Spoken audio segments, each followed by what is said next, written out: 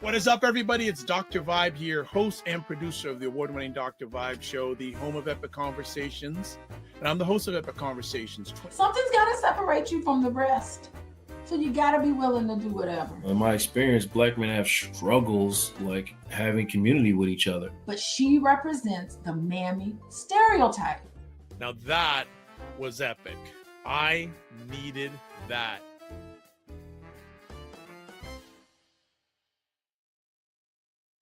What is up, everybody? It's Dr. Vibe here, host and producer of the award-winning Dr. Vibe show, the home of epic conversations, and I'm the host of Epic Conversations. 2018 Innovation Award winner, 2020 Best Podcast News Award winner given out by the Canadian Ethnic Media Association.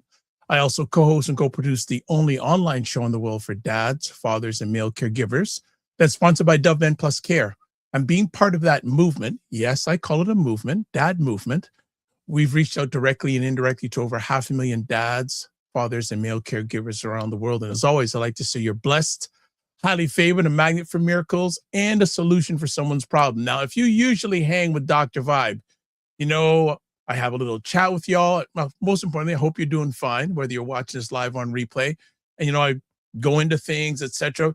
But I've got an army on tonight. I've got an army. So what we're going to do is do the housekeeping immediately. We're going to go into a video, and then we're going to bring the army on. So let's talk it first. Subscribe to the Dr. Vibe show on YouTube and hit the notification button. Also, like the Dr. Vibe show on Facebook, LinkedIn, Instagram, Blue Sky, and Substack. As always, to advertise your business, product, or service on any of the platforms that I'm on, email me, dr.vibe at the drvibeshow.com. Don't forget, Indie Soup TV, run by my good digital friend, Dr. Tachi, out of Fort Lauderdale, Florida. It's an independent content creators platform on YouTube. And in 2.5 years of existence, they have over 28,000 subscribers. So in YouTube language, subscriber-wise, it's in the top 4% of all YouTube channels. So definitely check that out. And don't forget, the ADNC Narrative Power Summit, July 25th, 2026 in Toronto, I'll be hosting and also leading the panel discussion. So you'll catch great information about Black content and Black content creators. So it's a great place to hang out. All right, as I said, we have an army here tonight. So before I bring the army on and what we're going to chat about, we're going to show you this. As a pastor, I've dedicated my life to the fight for liberation, to speaking truth to power, and to leading my community with strength and conviction. As the First Lady of this church, I dedicated myself to this ministry and to supporting you, standing by your side. Even Moses had Aaron and her to raise his hands.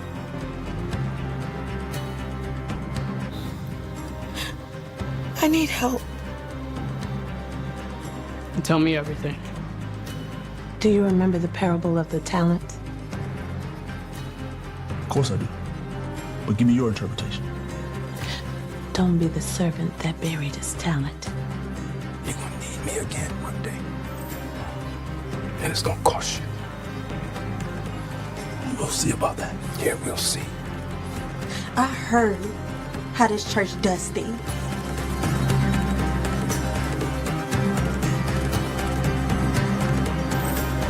All that coin should be coming to us.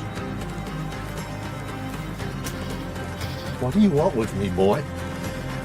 Boy, what I want is your life. So I just stay in my lane and everything's cool, huh? God first in all things. Sacrifice. God will repay each person for what they have done. And we are his instruments.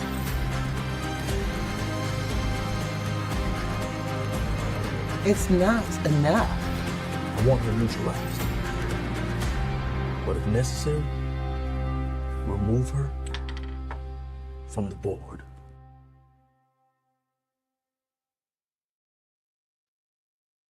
All right. I am excited to have the Sunday after church gang posse here tonight. And just before we go into it, It's a new bold drama series, and it's now officially available on Apple TV and Amazon, and it's streaming on IndieTube or IndieTube.com. And I'll tell you, it's a layered, character-driven drama exploring faith, power, leadership, betrayal, sexuality. Got to get my mouth right today. Sexuality. Don't want to mess that word up. And the fragile line between public image and private reality inside a prominent Black church. So we are blessed and highly favored to have the posse. So I'm bringing them all up. They are all up in the house tonight. We got so many of these wonderful people on tonight, and I'm excited to have you all up. And first of all, how y'all doing? Good. Doing great. Blessed and highly favored, and you? I'm blessed, highly favored, a magnet for miracles, and a solution for someone's problem. There we go. All right, so I'm suggesting what we do. We chat. We get each one of you to introduce yourself and the character you play in Sundays After Church, and then we'll get into some more conversation.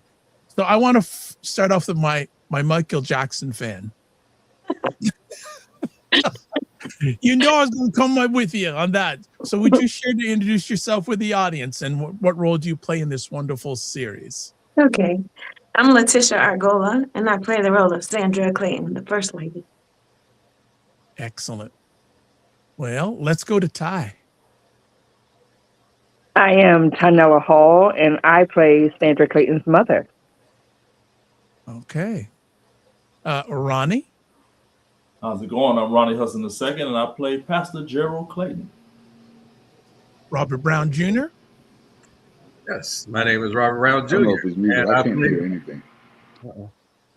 I play the role of Pastor Kenny Jones. And Eric Cinnamon Brown. Hey, yeah, Eric Brown, writer and executive producer for Sundays After. Excellent. I think we're having some technical challenges with Ethan. So Ethan, yeah, you'll come back on, no problem. First things first, I want to find out, how did each one of you get involved in this opportunity? I don't like to call it project. I call it an opportunity. So it doesn't matter who goes first. This is a group body. All right. Okay. I was in another Cinnamon Brown production. It was called Cuff, and it's streaming on Tubi now. Shameless plug. Anyway, I was in this the show called Cuff, and Mr. Brown, he said, "You know what? You'll be perfect for this role that I'm thinking of for another project that I'm going to do." So I basically booked it from being booked from another one of his projects. Okay. Who's next? So I'll go. I was brought on as craft services with my husband and on Cuff, that is now streaming on Tubi. And then I was given the opportunity to act in Toxic, which is on Tubi, and then brought back again for Sundays After Church. All right. So I'll go next. Shout out to Letitia for the alley-oop to get me on this on this particular show. Her and I met at a conference in Atlanta.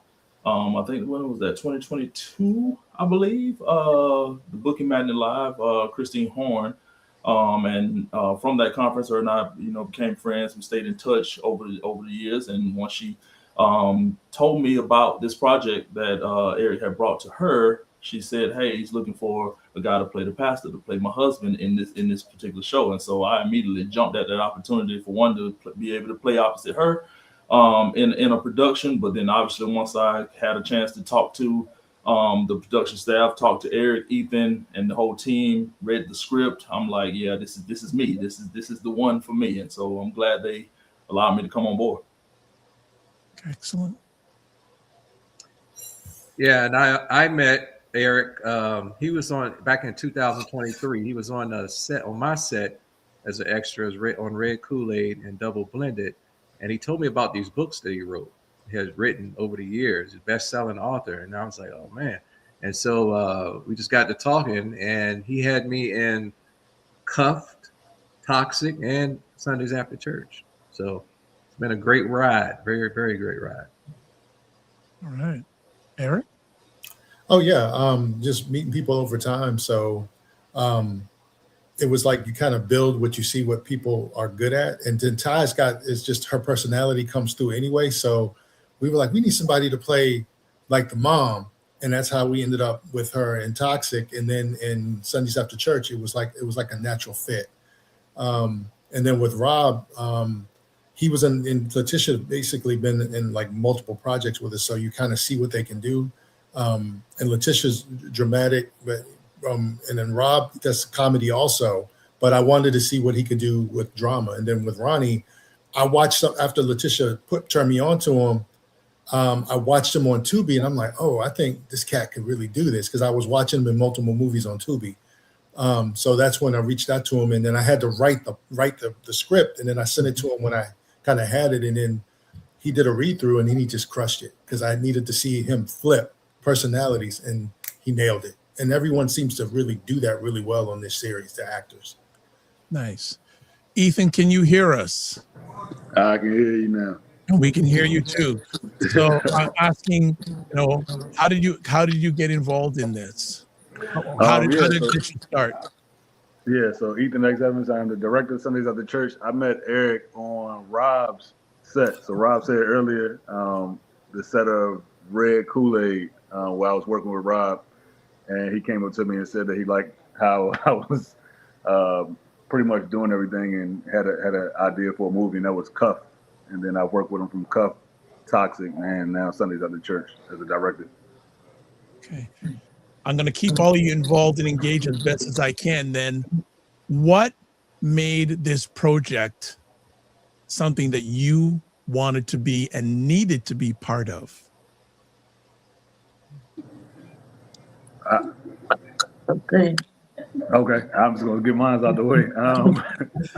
So working with Eric on Cuffed and Toxic, we had built that relationship. But then when he came to me with Sundays After Church, and I saw like the mission and the story behind it, I was like, oh yeah, this gonna be fire. So the whole narrative is what connected to me, and the fact that he's an amazing writer. I couldn't say no to it. So they took really good care of me on Cuffed, and it was ran very professionally. And so it's a great production company. And so I was glad to be a part. And then when I saw the storyline, I felt honored that he was going to allow me to be the first lady. But also, I saw the storyline. I was like, this is fire. I would love to be a part of this, which originally it was just supposed to be a feature film. But it was so great, and he had so much more to pen, it turned into a series. Nice. Now, for me, let me tell you something. It was easy. A lot of people don't know this about me. I'm an ordained minister, an elder, deacon, been in the church for something. And people laugh when they hear this because ain't no way. But yeah, and just the concept of the story, man, and the challenges and the controversy that it may strike. But let me tell you something. Just I don't want to tell. I can't really say because I'm going to tell the picture. But all I can say is this: that with the storyline and the wonderful actors in it, I mean, it's going to blow your mind. And I've seen some of this stuff in the church, and when I read it, I was like, yeah, okay, this story has to be told. So that's all I'm going to say about that. Who's next? Yeah, like I said earlier, I mean, it was obviously an opportunity to work with my sister Letitia there. But like I said, after reading the script, like I'm a type of person, like I said, I've been told I have an aura of pastor, deacon, that kind of thing. People always say that. But I played a pastor one other time as a film, that's on Tubi right now. I never had a chance to really truly like preach and do things like that. But when I look for different roles, I always look for layers. I look for something that's not just basic on the surface. And when I read this script and the like I said, the storyline and who Gerald was, what made him tick, his backstory and all of everything that transpires in this film turned series, I was just like, yeah, man, this is exactly the kind of stuff. I always look for something that's in a way controversial, but at the same time, it's I'm able to portray a character that's not like me per se on a daily basis. So that's what I look for. So it's those are the type of roles that are fun when I get to go dig and become something that I'm not. I get to go play around and do things that I don't normally get a chance to do on a daily basis. And when I read this script, I was like, yeah, this the one. And now after working with these people, hey, I told them, call me whenever you're ready. Bang, let's go. Let's go. Absolutely. So I guess it's my turn. For me, it was like I go all the way back with Rob. I go back almost 20 years. And then with Ethan, he saw something in me, right? And then when I got on the set and I was able to be around Letitia at first, and then Eric, it's given me a dream that I did not realize I had that I'm able to act out and be able to do, right? So I'm comfortable doing my role, which is cooking, right?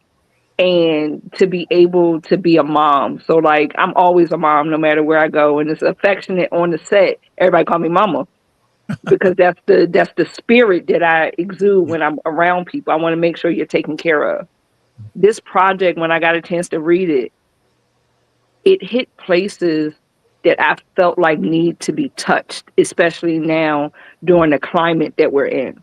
So to be able to be a part of this project was just over the top for me. But that's my story. Like that. Anyone else want to add before I move on to the next conversation, please? Yeah, when I wrote it, I've been watching film like I'm old now. So when I talk to some of the young people in the crew, they're like, "You see that film?" They're like, "I wasn't born yet," and I'm like referencing it. And so I've watched so much film, but I noticed with Black film, the really good ones, the characters are nuanced and layered. And a lot of stuff now, the characters that are of color, Black characters, tend to be one-dimensional. You're just this bad guy, or you're just this the one perfect person. And I don't like that. That's not humanity. That's not real life. Everyone's got good and bad in them and how they move depending on the context and circumstances. And when you've got good actors, you have to let them stretch to do that. And I don't think a lot of Black actors get to do that. They get typecast and you're the thug, you're the prostitute, you're this, you're that. And that's all it is. And you can never break out of it. So when I write, I try to make those nuanced roles that the actors can then push it, see where they take it. And then we see some amazing stuff happen. Like that. This series centers on faith and power together. Why is that combination so compelling? It's what could have been, could be. That's the one thing. I grew up in the church, and now, like Ty was saying, in this current political climate, our political leadership doesn't really have a play. They just don't. They don't really have an answer for us. And before they really stepped up, it was the Black church that was the core nexus of the community for organizing political advancement, economic advancement. And that's kind of drifted away. And I was like, what if the church really stepped back up to fill that power vacuum that we currently have?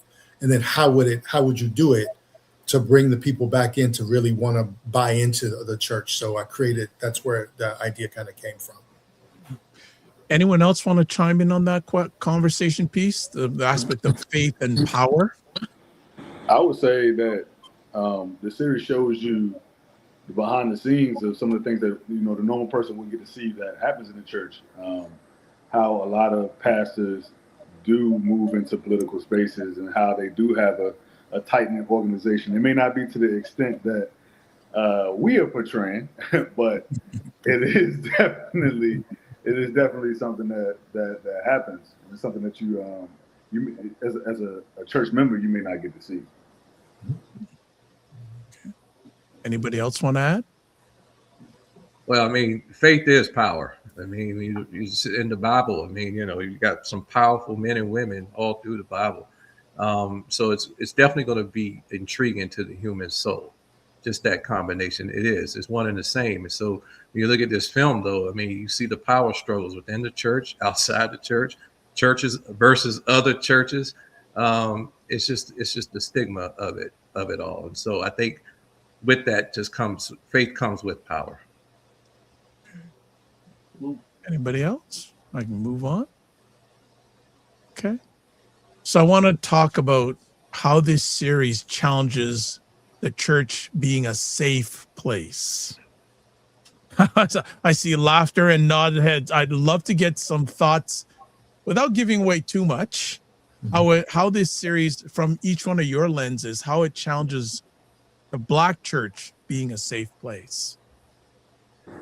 I feel like it's a very safe place for those who come to seek help. I feel like we take very good care of them. A lot of protection, a lot of support. Yeah, I feel like our church, Freedom Baptist, takes really good care of the community. Absolutely. Community first. Community first at our church. Yeah. When you look at it, I don't really see any challenges of the church being a safe place in this film, because it protects the members of that are part of it. Now the only challenge you may see is someone with faith that may challenge certain things that are happening. The use of scripture, when you do certain things, there's always the case in any film. But as far as the church being a safe place, I don't feel that not being that in this film. I really don't. Anybody else? Yeah, I mean, we show the church as a safe place. If you come, to be honest with you, you come into our church and into our flock, and do what you're supposed to do. You will be protected. I mean, that's what I feel. Keep your mouth shut. You got a thumbs up for mom, so you're doing good. It's a hospital for the sick and for those that are out there in need in our community. And so in our space, if you come within this church, you'll be taken care of. Now, if you come against this church, you will also be taken care of. It's like a different way. Exactly. It's called balance. It's called balance. We'll come for you. Now, Pastor Kenny may not feel safe all the time. That's because Pastor Kenny is in the church and out of the church at the same time. So you got to stay in the church. He's straddling the fence. Okay. So, family, we're hanging out with some of the cast of Sundays After Church on the Dr. Vibe Show, and just want to put it up there. Viewers can purchase and stream Sundays After Church today by searching Sundays After Church on Apple TV or Amazon, or stream directly at theinditube.com. And if you're watching this live on the replay, whatever platform, I've put that information out in the comment section. So you don't have to worry, I can't copy it from the screen. It's in the comment section.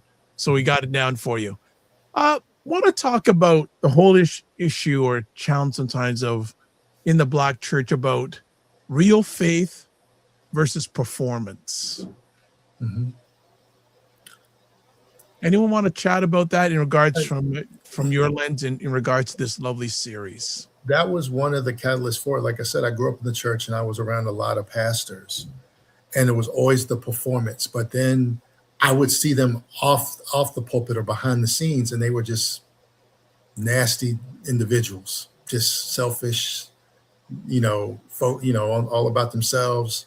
And I saw that over and over and over again. And then I met a few really good ones, but they were never the charismatic types that got large followings but they're trying to do good, but they never get big. And I started to see that. And I'm like, so why are people going after these psychopaths in the church? And that's what they just gravitate to them. I mean, I guess it's a show. And so I wanted to kind of play with that idea of, a mega church pastor that, is kind of that mold, but he's really not. There's another side to him. There's an agenda, there's a goal. And so it's almost like he's flipping the script on the flock to advance them, even then they don't even realize it. Anybody else? Real faith versus performance. Yeah, like I said, I can echo what Eric just said. As far as, like I said, being in the church pretty much all my life, I've seen it all spectrums as well.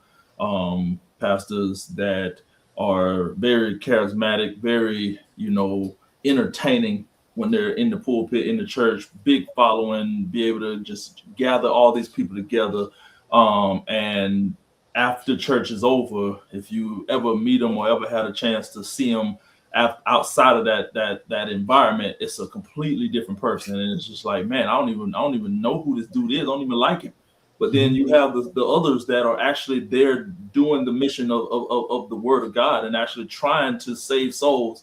And those people don't get the publicity, they don't get the recognition that they should, the ones that are actually doing the work. Because for whatever reason, I guess it's attributed to the same way when you think about growing up. Like I said, a lot of times guys say the girls love bad guys. The good guy usually don't get the girl. It's kind of that same thing. These pastors that are entertaining, that's out here, that can hoop and holler. That's why all of them have different styles. When they're preaching, you got to come with an A game. You can't just come up there and talk, because usually that's not what drives and draws the people to you. You got to have some entertainment value to get all these people coming to you, especially now in a social media age. You got to be able to even if people like Drewski are making fun of whoever, but if you look at these people's membership, you look at their flock, it's a whole lot of people that go to those churches and they're still giving their money, giving their time and all of this kind of stuff, because they're being entertained, they're being fed in that way. But the others that are actually, the smaller churches that actually might be going door to door, that actually are preaching or praying with people and really trying to get their lives changed, you don't see that in your face as much as everything else. I feel like it depends on your position in the church. Speaking as first lady and then on the show and seeing them in real life, lots of them have strong faith, but they have to pretend because of the standard that is set for them, because they have to be the smile and the grace to balance what the pastor is or is not for the congregation and for the public. So a lot of these women, Sandra included, had strong faith and still do. They believe, but the world can't handle their true self. You know what I mean? So they have to perform to keep the mission going. So I'm going to hit it from a different perspective, right? I grew up in a speakeasy. So I was the after church in real life that you came to. So I always knew the pastors to be conniving, because again, you came to my house and you were able to be yourself. You were able to let go. You were able to be all the things that no one could see you Monday through Thursday. Right. So I have been in the church, meaning Southern Baptist because of my great grandparents and my grandparents, Catholic because that was the only school that was worth going to in Philadelphia when I was coming up. And then to take my Shahada, because again, when you in Philly, if you're not a Muslim at least 2 years out of your time up there, what are you really doing? And then to leave, go away and to see it. And what it is inside of our community, we are always performing. You don't get this same performance in a Catholic church. It's very monotone. It's very non-hooping and hollering. It's to the point. You bow, you sit, you kneel, you stand, and you're done. 45 minutes. But within our community, we are performative. We have to be showboats. We have to do grandiose things in order to attract. And it's something that we even put into our children when it's, oh, my baby can do the newest Michael Jackson dance, and next thing you know, you're performing. It's the same thing with church. We are so used to being performative that when we go to a place that seems dry, or they're literally delivering the word of God, they're boring, because we have been so indoctrinated into being performance and hallelujah and singing the word, and that's not necessarily what you need, but that's where we are. So I appreciate the movie or the TV series for shining a light Nice. Anyone want to add before I move on? All good conversation stuff. Okay. All right. For those who played in front of the camera, I've got a question for you, and then I have a question for those who are behind the scenes. So, for those who are in front of the camera, sorry, what does your character want most, and what's standing in the way? I would say my character wants love. She wants to be loved, but as she starts to learn herself more, that's not it alone. She wants love, and she likes power. She wants power. You know, my character is interesting. On face value, I feel like my character wants power because he's ambitious. And he always seems to be challenging the head pastor. But I'm a puppet. You know, my wife is the one that's drawing the strings, pulling the strings. And so I don't know. When I look at Kenny, I feel like Kenny he wants to be seen. I think he wants more than just power, but he's being strung along by his wife. So I think it's evident to everybody else that it appears that that's what he wants. He just wants the power, the glory. But I think there's more to Kenny than what meets the eye, in my opinion. Okay. I think Pastor Clayton wants ultimately freedom and respect for his people. And I think standing in the way is pretty much anybody that goes against that. Anybody that is trying to oppose that mission is who's standing in the way. The system, just in general, the way Black America has been held down over these years and things like that. He's looking to kind of abolish all of that and overcome all of those things to get his people to where he wants them to be.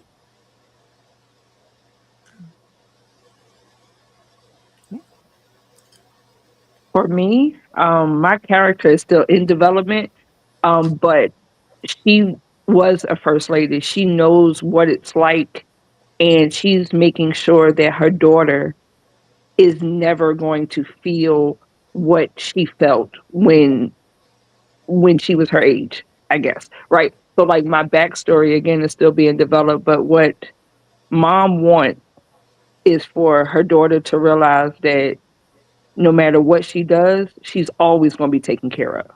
No matter what it is and at any cost, her baby is never going to be left out in the cold.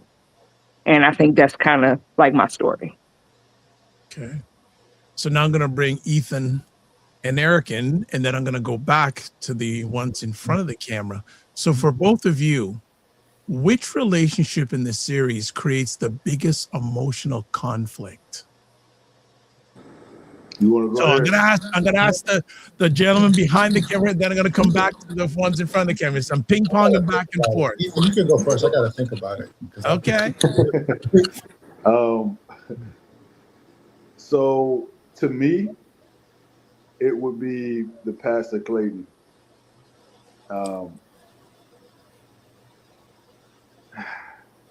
See, that's why I wanted you to go first, Eric. Go ahead. Go. Well, I mean, I wrote it. It's weird for me because I can't really tell you because everyone has like this conflict. Everyone there's their dark side and there's their light side, and they're always in conflict. So I like just to see where the character can go as they try to navigate. I'm trying to do right, but I'm drawn to this. There's always these checks and balances within themselves, and you want to see that. So it's hard to say which one. When I wrote Ronnie's part, and when I first did the book, I needed that catalyst. But when we did the first episode, I was like, "Yo, we got something we can run with this." And I'm like, and I hadn't thought of the whole backstory that we came out in episodes 2 through 6, and just hadn't. But once I saw what he could do, and then I saw what Letitia's conflicted were in acting, everyone's conflict, I had so much more I could do with it. So I I liked Letitia, Sandra's first, that conflict, because she's a really nice woman that's wholesome, and her mom raised her to be wholesome and righteous. And she ends up in this, she's trying to be a good wife and is rejected. And then the whole conflict of, I know I want some attention, but I shouldn't be going here, as well as the public persona of being that pious, upstanding first lady that's an example to the community. So that was always the juiciest part for me when I wrote the original book. So, like, to piggyback off of that, Sandra's conflict is the most upfront, because she's wanting the love from the pastor, and it just ain't happening. But I think to me, the more in-depth conflict would be passing the things that he has to deal with, one, within himself, and then two, with the things that he's facing and going to face. Because if you think about it, and I'm trying not to give a lot away, he's running this whole operation. And there's things that aren't said immediately that will come out, but he's running the whole operation of people that they're running missions for him, they're doing things for him. And so, like, that alone brings multiple conflicts. And he has to be a very strong person to even think on that level. Like, they play chess a lot in the series. He has to be on that type of level to even pass and overcome those conflicts. So he's dealing with multiple conflicts. Sandra's conflict is, I want love and I ain't getting it. You know what I mean? So, but the pastor got a lot going on. Okay. For those in front of the camera, it's your turn. I feel like Sandra's conflict is, I want love and I'm not getting it, but also trying to uphold the principles of being a godly woman, and also wanting to avenge people who avenge, the ones who've been done wrong by people in the community.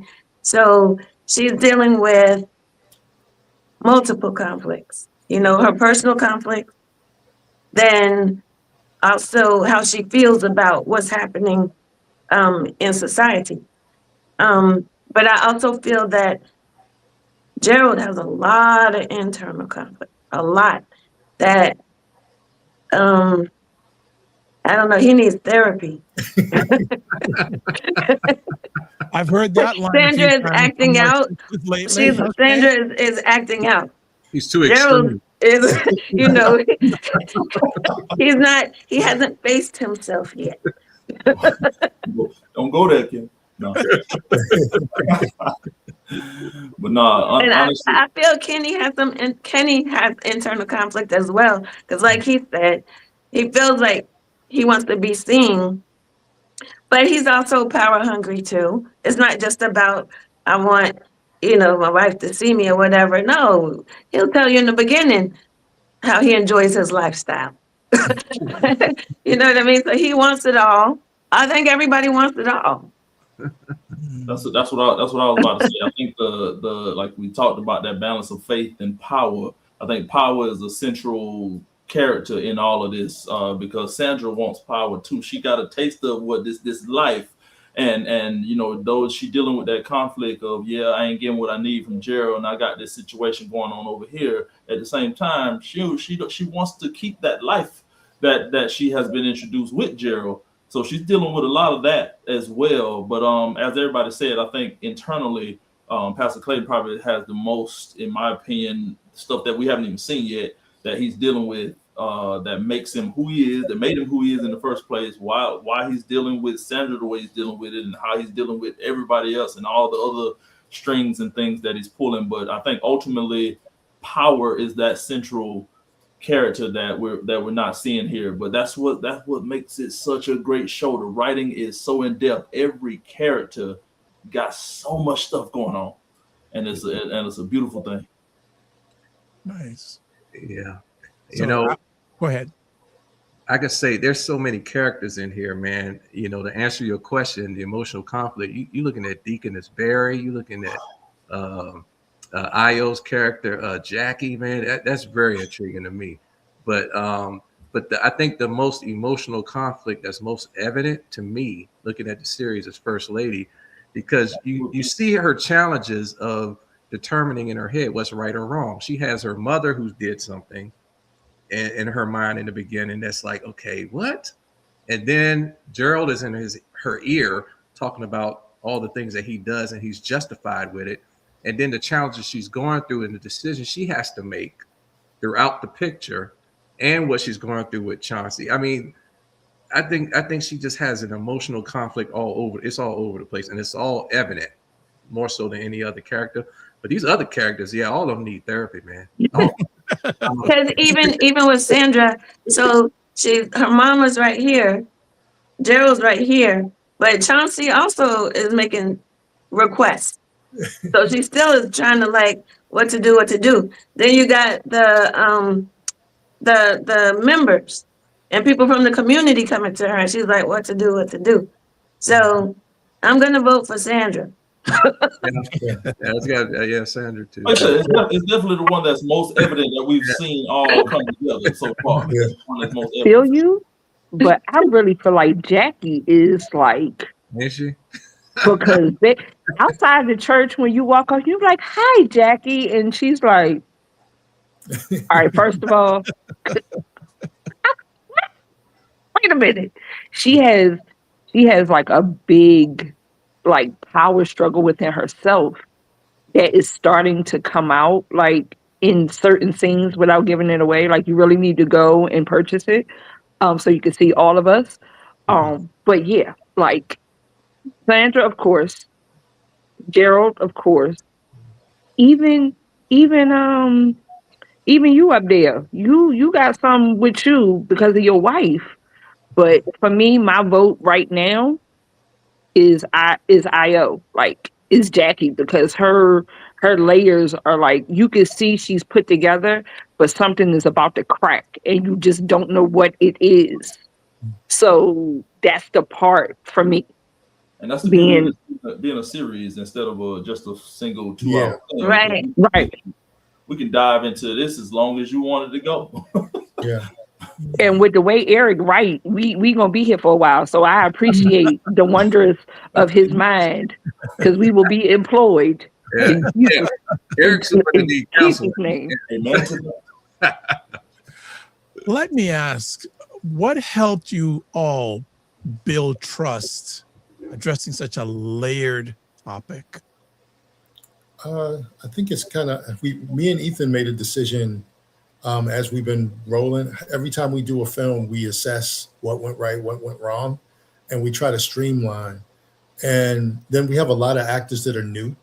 So we wanted to make sure it's a safe space for them to push emotionally, because I can't act. I can't crown cue. I can't show emotion. It's just not how I'm built. I can't do it. It's not my thing. And actors need that kind of space to do that in a safe space where they're not overthinking stuff. They can get into the moment in the character and not worry about the world outside. So we made a point to make that a really straight work environment where they could do that. And then we're all very direct with each other. Everybody's respectful, but we all talk directly about, this is my concern, and listen to them. And no one on set, we have a no asshole policy. That's just what we don't tolerate. So that builds trust, because I know everyone, in most sets I hear people don't talk to the EP, they don't talk to the writer. I'm like, tell me, work what we have to work out to make sure everything runs smooth. And so that's kind of how we build trust. So people want to come back. They still want to work with us. I love working with everybody because everyone's a consummate professional. And I really, really enjoy that. So that's why I keep reusing the same people.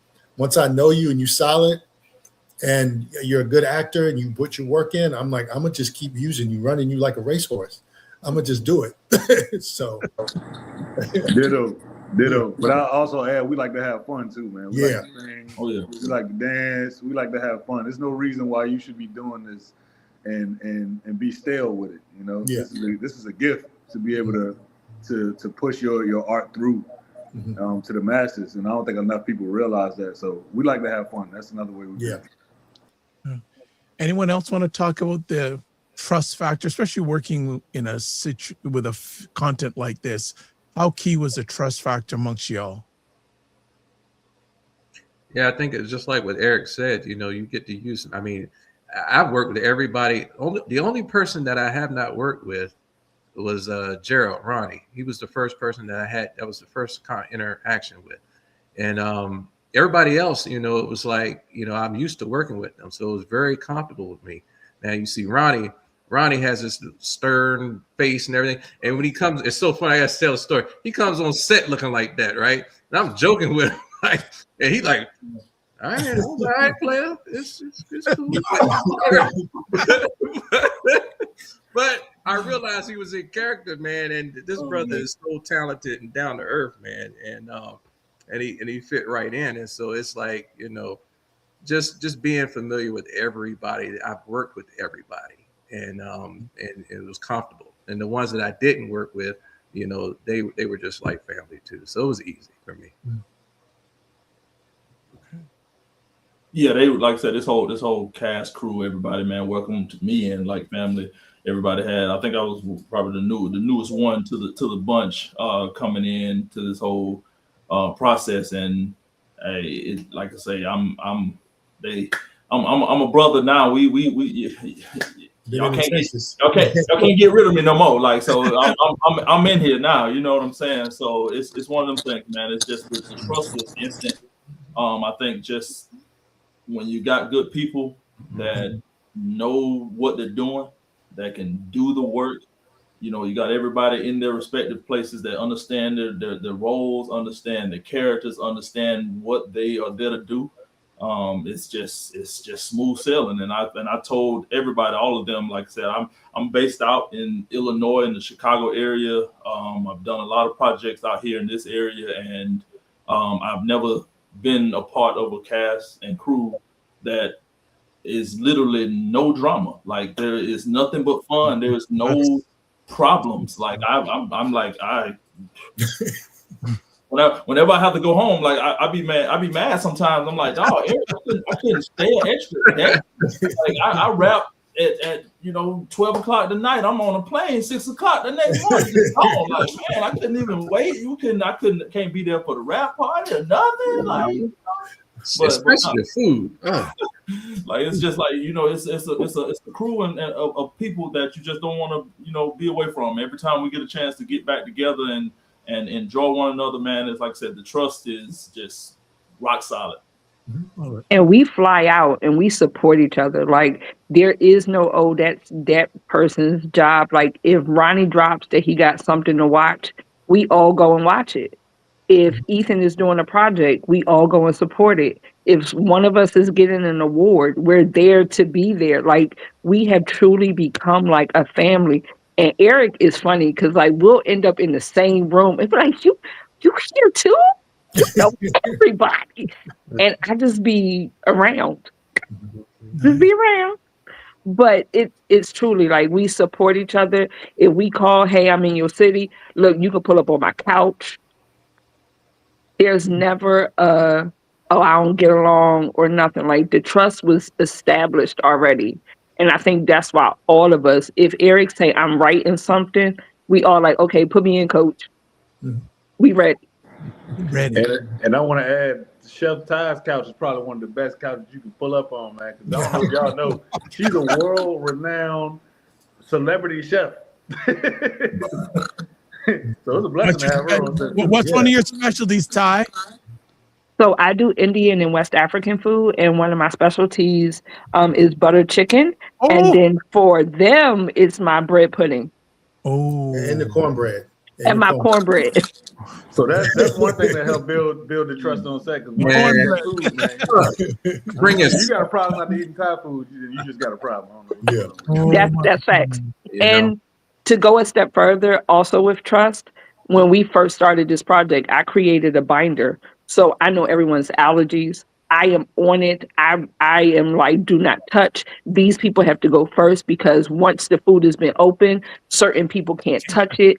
Like, I am on top of it. So even when I'm in character and I'm supposed to be on set doing my lines, my mom in me is still like, don't do that. Come here. Don't do that. No, this is for you. If I know there's a dietary restriction, if I know there's a weight goal that's trying to be accomplished, I am on it with the food. Like, there is no, oh, the food sucked, the food was cold. None of that, never. And this one we had 10 locations or something like it was like a bunch of locations, and the food was always ready there. And I'm also not a person who feels as though because I'm in it, I need to be in every scene, right? So on the days I'm not makeup and on scene, I'm cooking and we leave. Let y'all be creative, and that way we're just as shocked when we see the finished product as everybody else. I done gained about 5 pounds on that set messing with my food. But you know, it ain't because the food is healthy though. That's the thing. It's just the problem is I just can't stop eating it, man. It's ridiculous. It's ridiculous, man. Shoot. I got want to take it to another level here. What does this series say about masculinity, vulnerability, and leadership? I'm sorry, can you repeat your question? Yeah. What does this series say about masculinity, vulnerability, and leadership? I've been trying to reframe it with the writing because I don't like what I see out here now. So I'm trying to give people archetypes that they can pick and choose those traits that I think are positive they can layer on and build for themselves. Because a lot of people, get their images now from television and social media. So what I'm seeing is me and Ethan talk about a lot of poor impulse control from a lot of young men. I was raised with stoicism. It's just how you are. You get stuff done. You don't complain. You make sure your family's taken care of. You make sure everybody eats. That's just what it is. And you're not always going to get a thank you for it. And so with the Sundays after church, with Gerald and the deacon board, and now the deaconess board, there are different versions of that. These are people that are supposed to create an infrastructure or an environment where people can flourish. And so that's why I want to play with that idea of masculinity a little bit. As I was raised by my father, always make sure your family got a roof over their head, food. These are your things that you have to do as a man. If you don't, you fail. That's just what I was raised with. And if you don't do it, I'm gonna look at you like you're a failure. My father would say that to us. So I kind of wanted to put that in. And so that I wanted to, as you go through it, you'll see the deacon board act, you'll see Gerald act, you'll see Kenny, all of them move that way to kind of show what I would like to see aspects of masculinity germinate in the Black community or reintegrate back in. Because right now, this is a hot mess. And I feel like there's some scenes where the brothers, there's a scene where Kenny and Chauncey both show some vulnerability. Gerald shows strong masculinity. He was vulnerable for like a split second in episode 2, but then right back to what society has said men have to be. But and there's some scenes where Kenny and Chauncey both are actually they're actually vulnerable. Like if their boys knew they were saying what they were saying or doing what they were doing, they would be like, "Oh man, you're soft," But so I appreciated that. Like instead of them just being hard and not admitting how they really felt, they addressed it. And even that split second that Gerald was vulnerable. So all of them do the masculinity thing, but it's very rare that we see Black men just comfortable with being vulnerable. And I'll add to that, like Eric said, my father had a big impact in my life. And this show actually embodies a lot of what he stood for. My father was around during segregation and desegregation here in Richmond, Virginia. And he always taught fighting for your community, which is the true form of leadership, is leading your people by action. And the church does that. Gerald does it. The deacon board does it. Even Sandra does it. When a church member comes to her and has an issue, she gets it done. She needs to mitigate it, and it's handled. So, I mean, it addresses one of the strongest forms of leadership, which is leading by action, doing. And not being not cannibalizing the community around you. A lot of stuff now with the church is extractive. All the tithe money goes out of the community. It goes to the Bentley. It goes to the mistress. It goes to the mansion that's in a white neighborhood. It goes to the security to protect them in that white neighborhood. That's one of the problems where I don't want masculinity to be extractive. It should be building up and protecting. That's the main thing I wanted to come through. You accomplished it. Like, this series is refreshing because masculinity is at the forefront. The vulnerability is there in the right moment, giving a space for you to be like, okay, I can be. And the creativity is ridiculous, right? But it's refreshing because this is not what is being pushed right now. To see a man be strong in who he is, convicted in who he is, and push that going forward, right? When you watch it, you get to see like, yo, that reminds me of my uncle. You have a moment in this series where you can identify with the males that were in your life, right? And what you want to see again, and maybe imprint it on that younger person to become this. The writing does that, and then the person who embodies the role carries it all the way through. Like, Rob, for me, was the most transformative person because I've always seen him in his other role.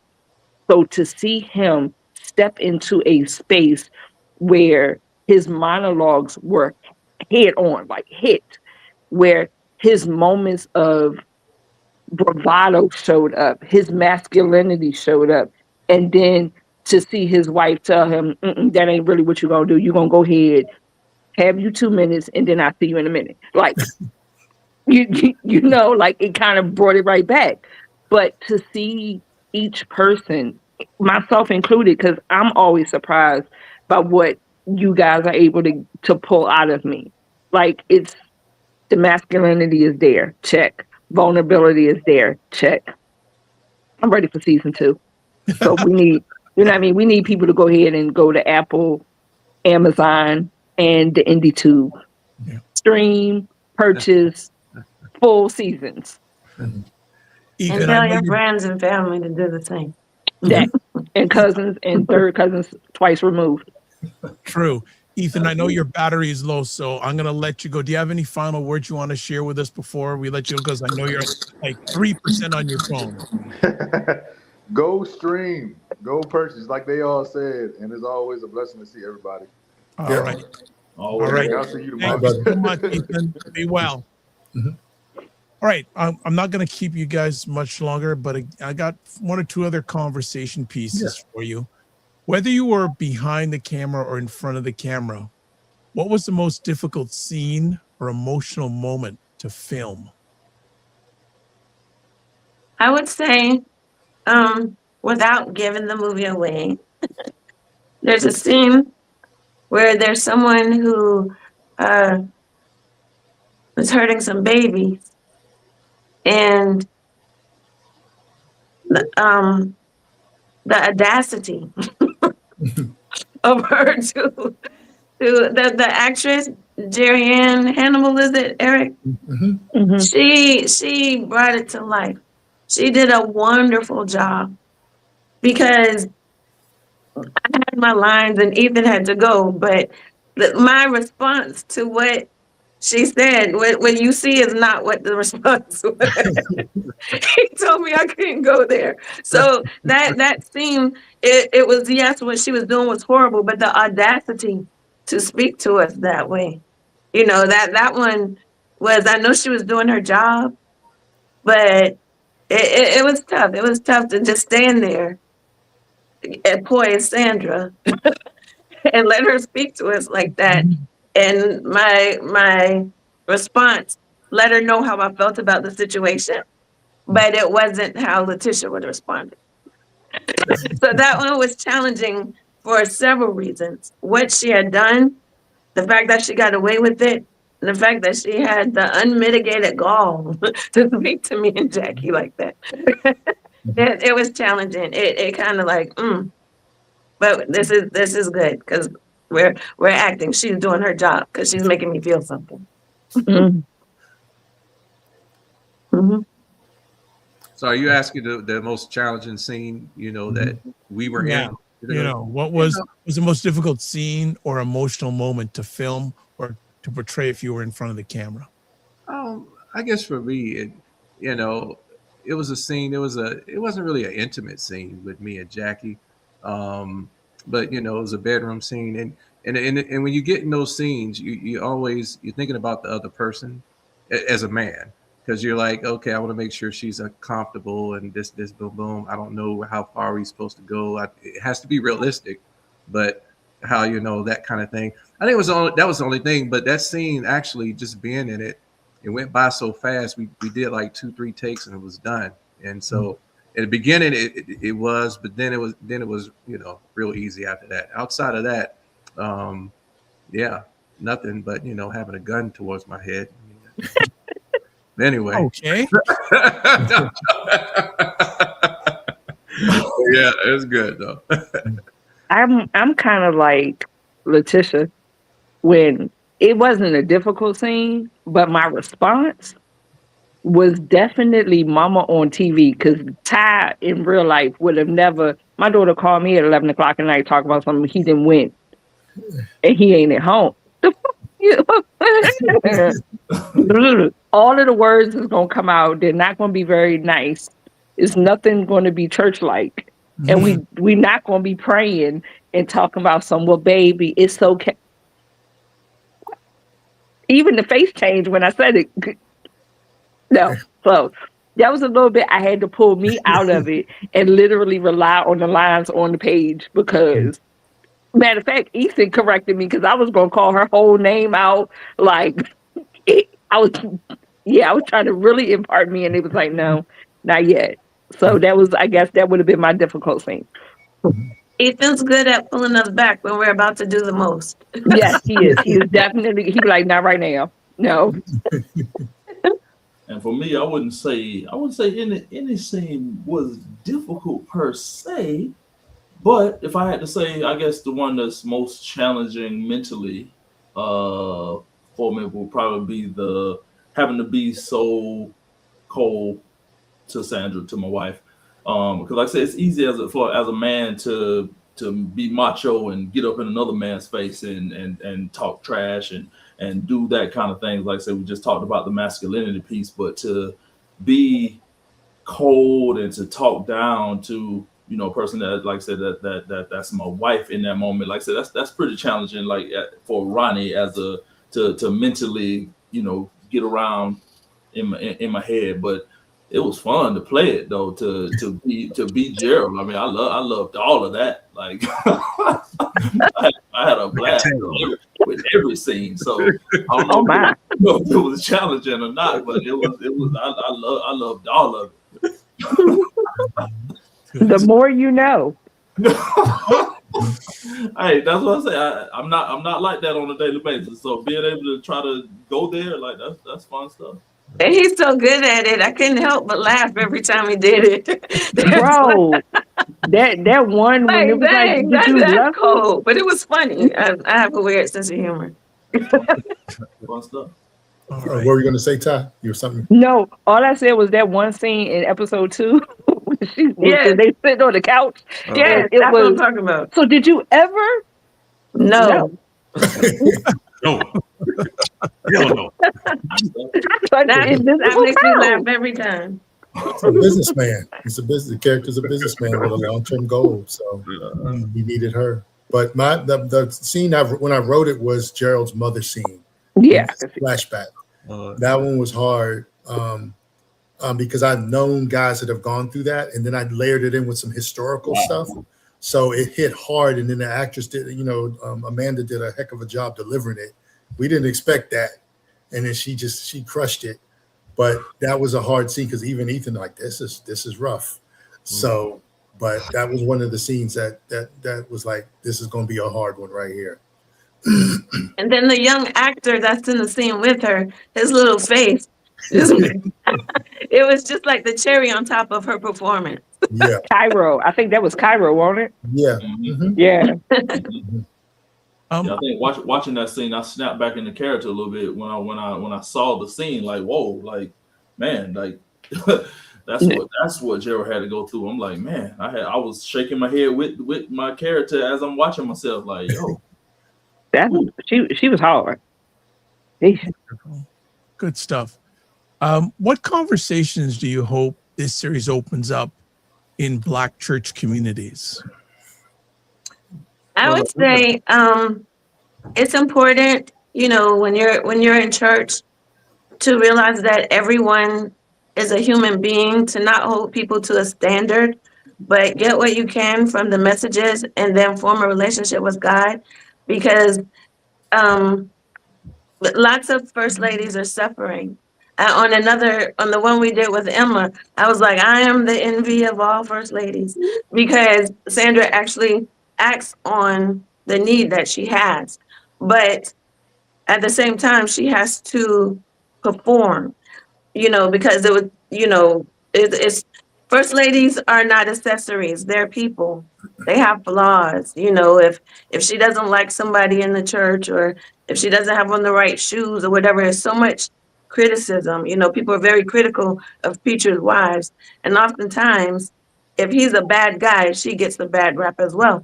And she may not be that type of person. So I think, know that your preacher's wife is not an accessory, but she's a real person just like you. And she has wants and needs as well. Not excusing any behaviors, but just humanize her. That's it. Yeah. And I know for me, a lot of people have asked, am I afraid of people watching this show, like people that go to my church and things like that? Or am I afraid of them watching the show and coming to some kind of opinions or whatnot? But no, I actually feel that, like, I hope that people watch the show and actually are a little bit more so drawn to the church, for instance, for the reasons of being what could be. With the Black church, the example that we're setting, not necessarily the stuff that goes on all around the church in general, but with the collective organization of the Black church and how we're coming together for our community, and what we're trying to build for our community. I think that can resonate with a lot of people if they take that message from what we're showing, and realize that if we collectively come together this way, there's a lot we can do and there's a lot that we can accomplish. Since 1980, in the early 80s, there's a ridiculous number, $2.5 billion, $3 billion the Black church has brought in. And you don't see that economically in Black neighborhoods. You don't see Black neighborhoods being built from those resources. Now, there are some churches out there that are doing some good things, so I don't want to cancel that out, but that's a large amount of money to see a lack of impact in these communities. And here you have a movie that is actually doing something with those resources, building a community. You see it protecting their own. And so to me, I think you're going to come away with, like, wow, this is different. Because you haven't seen anything like this on TV, on movies or anything. And so this is definitely different, definitely unique. And, I'm looking at, you look at all the other stuff that's happening, they're taking justice in their own hands. You see, they may be against some Christian beliefs, however, but they're taking action. And even throughout the Bible, God used people to do those things. And one of my favorite parts, I think Gerald said something about God is using me as his wrath. I'm his wrath. And he's using me for, and so it's like, and God did that in the Bible, through Moses, through King Saul, wiping out those people who were keeping the Israelites under. So, God used people to wipe out a nation before. So, to me, you're gonna get that type of thing. I know that's what I received from it. It was very positive. So, that's what I have to say about that. Ty, you got anything? Or I was just want to say, like, what I hope that is basically everything that y'all said, right? That you see it, and then art becomes like a part of life, right? Like, it'll start to imitate again. Like this could be, you know, how everything repeats itself. Like maybe we're going to go back and repeat. And for the people who are listening, the part that he is talking about when you say in this series, you see it filtered back, pay very close attention to what is happening and how the dollar is circulated. And that is the biggest thing. If you don't take anything away from this, take away that if we band together under God, under each other, and we come together, we are mightier together in what we can accomplish. Right? Like that's the biggest thing. And that's the part that I love the most about this series is that we are showing exactly what a Tulsa used to look like, what Central Park used to look like, right? And we are doing it in real time with real people, and we are touching on real life situations throughout. So definitely go in with your eyes completely open so that you can see that if we were to do things as a collective, so much more could be done and our community can actually be taken care of. Yeah.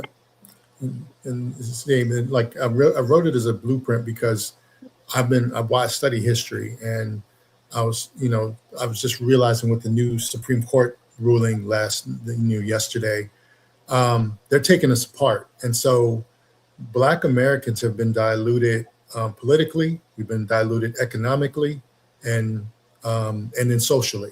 Our music, all of our culture is being repackaged abroad. We're not making any money from it. So it's like three pillars that we're hitting on. So I wanted to create a show where the blueprint is there, and us concentrating our power, living among each other, working together, circulating our money, what we can do. And like Rob said, $2.5 billion have come through the church.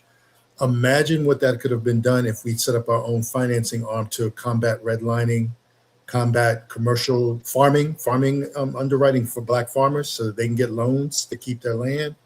We have an insular. So what the current administration is doing is what I'm trying to show us how to counter it, because the only way we're going to counter it is by working together and being insular.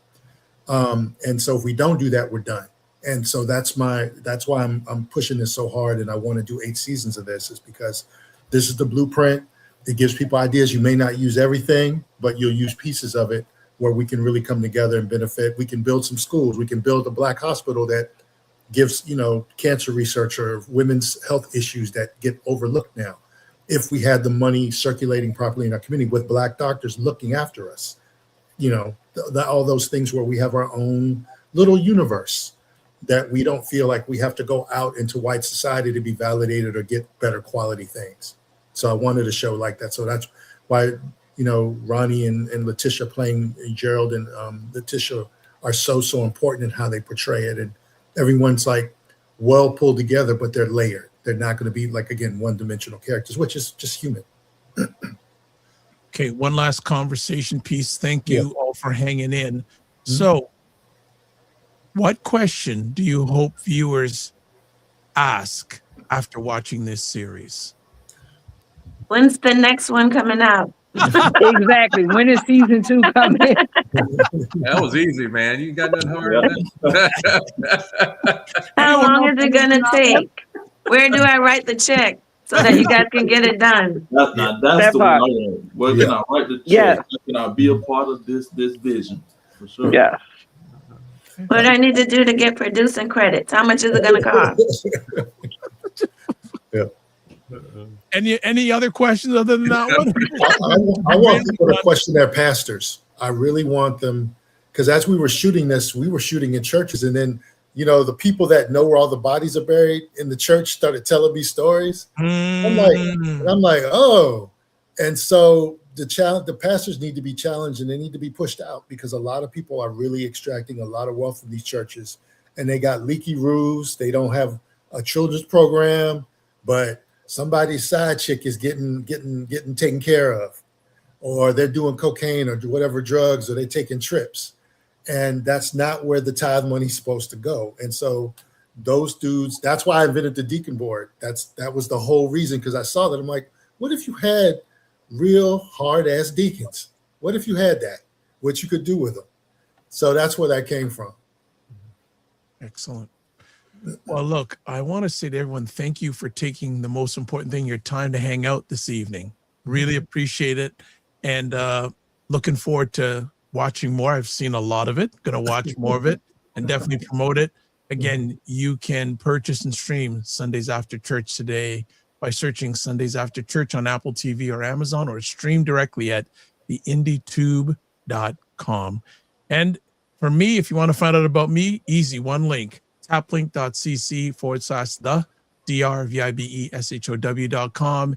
If you want to watch replays of this epic conversation, go to the Dr. Vibe Show on YouTube, Facebook, LinkedIn, and the Dr. Vibe Show website. So as always, I end off my conversations like this. Live your life as a dream. If you can dream it, you can make it. Sometimes you have to get smaller to get stronger. Block assumptions, aim bigger, aim better, aim higher, aim wider, love, faith, and respect. As always, don't just manage your time, manage your energy. Remember to give yourself grace.